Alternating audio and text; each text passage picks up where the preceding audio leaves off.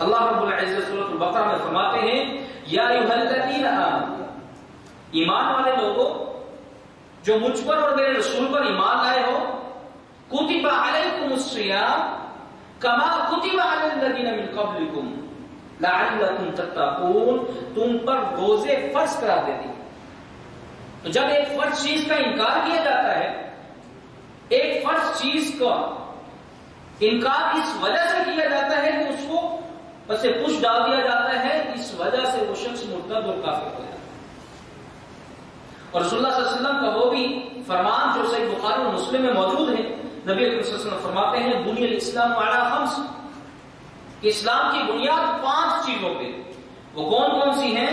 شہادت ان لا الہ الا اللہ وان محمد رسول اللہ واقام الصلاۃ، گواہی دینا اللہ اور اس کے رسول کی، اللہ رب العزت کے علاوہ کوئی اور الہ نہیں، اور رسول اللہ صلی اللہ علیہ وسلم اس کے رسول ہیں، واقام الصلاۃ، اور نماز کو قائم کرنا، وایتاء الزکاۃ، اور زکات کو ادا کرنا، وصوم رمضان وحج البیت، اور اللہ کے گھر کا حج کرنا اور رمضان کے روزے رکھنا۔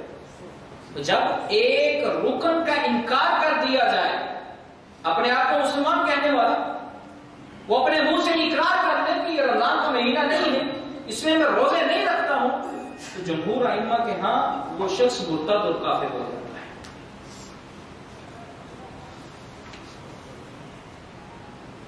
اس کی وجہ یہ ہے کہ یہ رمضان کا مہینہ انتہائی عظمت والا مہینہ ہے، اور اس میں جو روزے رکھے جاتے ہیں اللہ رب العزت نے اس کا اجر بھی بہت بڑا رکھا ہے۔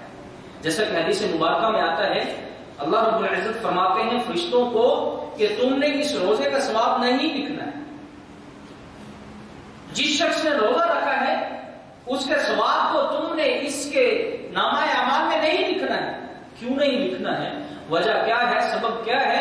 کیونکہ اس نے روزہ میرے لیے رکھا تھا، لہذا اس کا اجر بھی میں خود دوں۔ یعنی فرشتوں کو روک دیا۔ آپ اس سے اندازہ لگائیں کہ اس عبادت کی عظمت اور اس عبادت کا ثواب کتنا عظیم۔ تو جب اس عبادت کا ثواب اور اجر جتنا عظیم ہوگا تو ظاہر سی بات ہے کہ جو اس کا انکار کرے گا پھر اس کی سزا بھی انتہائی